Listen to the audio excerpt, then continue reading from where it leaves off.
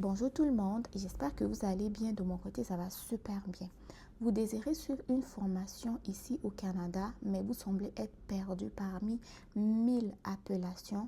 Cette vidéo est pour vous parce que je vais vous démêler tout ça le plus simplement possible. Je vais vous expliquer c'est quoi un DEP, c'est quoi un ASP, c'est quoi un DEC, c'est quoi un AEC, c'est quoi un certificat, c'est quoi un DESS pour vous aider ou vous faciliter à mieux comprendre comment cela se passe et en même temps ça va vous aider à faire le choix de la formation qui vous correspond le mieux. Ok, on va commencer avec un DEP. Un DEP, c'est quoi? C'est un diplôme d'études professionnelles. C'est un diplôme que vous allez obtenir après avoir suivi une formation professionnelle. Tout dépend de la durée de votre formation. Vous allez obtenir un diplôme d'études professionnelles. Et ce diplôme-là, vous allez l'acquérir ou dans un centre de formation professionnelle. Les centres de formation professionnelle au Canada sont des écoles de métier, des écoles qui vont vous permettre d'intégrer directement le marché de l'emploi à la fin de votre formation. Ce sont des formations qui sont la plupart du temps de courte durée et les formations, la durée de formation est comprise entre 6 mois à 2 ans. Okay? La durée la plus longue, ça va être vraiment 2 ans. Dans ces écoles-là, vous pouvez suivre n'importe quel type de formation, des formations allant du domaine de la santé jusqu'au domaine de la construction. Okay? Vous pouvez être préposé, vous pouvez être infirmier auxiliaire, vous pouvez être soudeur, monteur, plombier et j'en passe. Okay? Donc ça va être grâce à un DEP et les étudiants étrangers sont admissibles au permis d'études lorsqu'ils décident de choisir une formation d'études professionnelles ou une formation professionnelle tout simplement. Toujours dans la formation professionnelle, vous pourrez aussi obtenir un autre diplôme que l'on appelle ASP. ASP, c'est une attestation de spécialisation professionnelle. C'est un diplôme qui s'adresse aux titulaires d'un DEP qui veulent obtenir plus de compétences à leur diplôme ou qui veulent atteindre les 1800 heures pour le permis de travail post-diplôme. On va prendre un cas. Admettons qu'il y a un étudiant qui a choisi une formation professionnelle de moins de 1800 heures, soit 900 heures, par exemple en comptabilité. Et cet étudiant-là veut travailler au Canada à la fin de sa formation. Donc, il désire obtenir un permis de travail post-diplôme. Cet étudiant-là pourrait ajouter un ASP à son DEP pour avoir les 1800 heures. Donc, il pourrait choisir par exemple un ASP en secrétariat parce qu'il y aurait comptabilité 900 heures, secrétariat 900 heures et les deux pourraient lui donner les 1800 heures de formation qui sont admissibles au permis de travail pour diplôme. Okay, donc ça, c'est un exemple. Et je le répète que l'ASP, c'est une attestation de spécialisation professionnelle. Donc, vous pourrez regarder c'est quoi les ASP qui sont disponibles à vous. Si vous avez par exemple déjà suivi une formation professionnelle dans votre pays, vous devez regarder c'est quoi les ASP qui correspondent à la formation que vous avez suivie. Okay? Si vous voulez étudier et retourner. Mais si vous voulez étudier et rester, vous allez premièrement devoir choisir une formation de 1800 heures et regarder s'il y a des ASP de 1800 heures qui sont disponibles.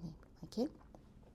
On passe au troisième diplôme que vous pourrez obtenir ici au Canada qui est un DEC ou DEC que certaines personnes appellent. C'est un diplôme d'études collégiales. Okay? Il y a le mot collégial. Ça veut dire que c'est un diplôme que vous allez obtenir à la fin de vos études au collège. Ça peut être un collège privé ou un collège public. La plupart des DEC ou des DEC ici au Canada vont durer 2 à 3 ans.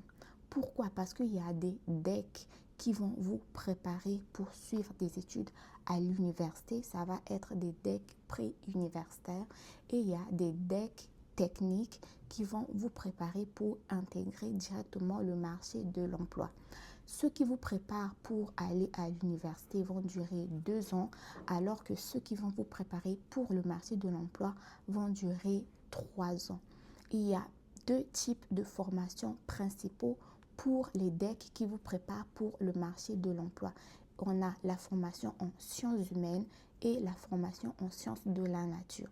Ceux en sciences de la nature préparent souvent l'élève à suivre des formations dans la santé et autres, alors que souvent ceux en sciences humaines vont vous préparer pour l'administration. En ce qui concerne les decks techniques, il y a plusieurs possibilités parce qu'ils vont vous préparer pour être technicien en travail social, technicien en comptabilité, technicien en finance, technicien en soins infirmiers, technicien en tourisme, technicien en santé animale et j'en passe. Il y a plusieurs types de formations, types d'emplois que vous pouvez occuper grâce à un DEC ou un diplôme d'études professionnelles. En dehors de diplôme d'études professionnelles, toujours au niveau collégial, on a une autre formation qui s'appelle AEC ou attestation d'études collégiales dont je vous ai fait une magnifique vidéo là-dessus. Celui-là vous prépare également au marché de l'emploi, mais il va s'adresser souvent aux personnes aussi qui sont soit titulaires d'un DEC collégial ou titulaires d'un diplôme équivalent de leur pays qui veulent ajouter plus de connaissances à leur connaissances ou qui veulent tout simplement intégrer directement le marché de l'emploi. En tout cas, en ce qui concerne les AEC, il y a plus de possibilités. Ça peut être un AEC qui vous prépare complètement pour un nouvel emploi, par exemple les AEC en courtier immobilier, ou il va avoir aussi les AEC par exemple dans le dans le domaine de l'informatique également pour des personnes qui ont déjà une technique en informatique qui veulent ajouter une formation supplémentaire par exemple en cybersécurité. Okay? Donc les AECE, la durée est variable. Elle peut durer 6 mois à 2 ans. Okay? Donc ça dépend tellement que ils sont tellement offerts un peu partout. Ça peut être des instituts, des écoles privées, des écoles publiques que la durée peut varier, mais la durée la plus courte va être 6 mois et la plus longue, ça peut aller jusqu'à 1 an, voire même 2 ans. Okay? Donc voilà pour la formation collégiale. Maintenant, si on commence au niveau de l'université, il y a ce que l'on appelle le bac, bien sûr. Le bac, ça va être la formation universitaire au premier cycle. Pour ce qui est du bac, la durée va être variable parce qu'il y a des bacs qui vont durer 3 ans et il y a des bacs qui vont durer 4 ans. Il y a des bacs qui vont te préparer pour intégrer directement le marché de l'emploi, tandis qu'il va y avoir des bacs qui vont te permettre de poursuivre la formation universitaire. Sachez qu'il y a des bacs en soins infirmiers qui peuvent durer 3 ans parce que vous avez déjà une technique collégiale en soins infirmiers et lorsque vous continuez à l'université, vous avez une année de moins. Et il y a des bacs aussi qui vont vous permettre plutôt de continuer jusqu'au doctorat. En tout cas, pour ce qui est du bac là, la durée dépend un peu du cursus que vous voulez suivre. Mais pour les étudiants étrangers, sachez que le bac est aussi offert à vous. Et pour ce qui est de la durée, c'est vraiment 3 à 4 ans. Il n'y a pas, à ma connaissance, un bac qui dure 2 ans. En dehors du bac, toujours à l'université, il y a ce que l'on appelle un certificat. Les certificats sont des formations universitaires de premier cycle aussi qui vont durer la plupart du temps une année ou 30 crédits. Les certificats sont des formations qui sont mieux recommandées aux personnes qui sont titulaires d'un baccalauréat, qui veulent avoir également une connaissance des compétences de plus à leur baccalauréat. On va prendre par exemple quelqu'un qui a un bac en soins infirmiers qui veut avoir d'autres connaissances ou des compétences de plus. Cette personne-là peut par exemple prendre un certificat en gestion de services sociaux. Okay? Donc, cette personne-là va apprendre la gestion. Il y a tellement de certificats que je ne pourrais pas tous les énumérer, mais sachez que la plupart du temps, les certificats conviennent le mieux aux personnes qui sont titulaires d'un bac parce que ça leur ajoute des compétences de plus. C'est plus difficile lorsque tu as tout simplement un certificat et tu cherches un emploi. Pourquoi? Parce que le certificat, en fait, t'exige d'avoir de l'expérience de base. Alors qu'avec ton baccalauréat, lorsque tu es sur le marché de l'emploi, tu as des connaissances, de l'expérience et le certificat te conviendrait le mieux. En dehors du certificat, il y a ce que l'on appelle des majeurs. Les majeurs vont être des formations qui vont durer à peu près 2 ans à l'université et cela aussi convient le mieux aux personnes qui ont déjà un bac. Ensuite, on va avoir ce que l'on appelle un DESS ou un diplôme d'études spécialisées. Les DESS, en fait, ça va s'adresser aux personnes aussi qui ont un baccalauréat, mais qui ne veulent pas trop aller en maîtrise, mais ils veulent avoir un diplôme de deuxième cycle. Donc, dans ce cas-là, les DESS là leur correspondent le mieux parce qu'il y a des DESS dans plusieurs domaines, domaine de la santé, domaine des finances, domaine de l'enseignement, domaine de l'immigration aussi, et j'en passe. Donc, si vous avez un baccalauréat, vous ne voulez pas aller en maîtrise parce que c'est trop long, vous pourrez regarder s'il y a des DESS qui sont compatibles avec votre formation. Après le DESS, on va avoir donc la maîtrise. La maîtrise aussi, la plupart du temps, elle va durer 4 ans. Ça peut durer 3 ans, tout dépendamment de votre cursus. Mais vraiment au Canada, la maîtrise va durer 4 ans souvent. Et au niveau de la maîtrise, il y a des maîtrises de recherche, il y a des maîtrises professionnelles aussi. Donc vous allez choisir le parcours selon ce que vous voulez faire dans la vie. Okay?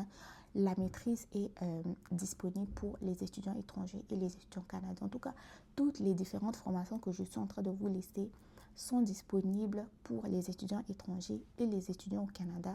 La seule place où vous devrez faire attention, c'est de vous poser la question si vous venez étudier pour rester, travailler, obtenir de l'expérience canadienne ou si vous venez étudier et retourner directement au pays. C'est cela qui va vous aider à faire votre choix de formation ou votre choix de diplôme parce que lorsque vous faites le choix de vos diplômes, vous devez prendre en considération la durée de ce diplôme-là parce que c'est ça qui va déterminer votre admissibilité au permis de travail pour diplôme qui vous permet de rester et travailler ici au Canada. Et pour terminer, on va avoir donc le doctorat qui est le diplôme, le diplôme final donc, que vous pourrez avoir ici au Canada.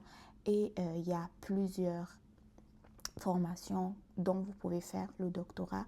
Mais pour ce qui est du doctorat, au niveau des étudiants étrangers, la plupart du temps, vous devez trouver un directeur de mémoire avant même d'être accepté au programme de doctorat. C'est ça qui cause la plupart du temps un peu de difficulté à certaines personnes qui veulent étudier au Canada. Donc, si vous voulez étudier en doctorat, vous allez devoir au préalable commencer à contacter les universités pour vous trouver un directeur de mémoire et tout avant de pouvoir même commencer votre inscription parce que des fois vous allez faire votre inscription, vous n'allez pas trouver et il y a certaines écoles qui ne vont pas vous rembourser les frais d'admission. En fait, la plupart du temps, les frais d'admission, que tu sois international ou locaux, sont non remboursables. Donc, c'est ce que j'avais à vous dire dans la vidéo d'aujourd'hui.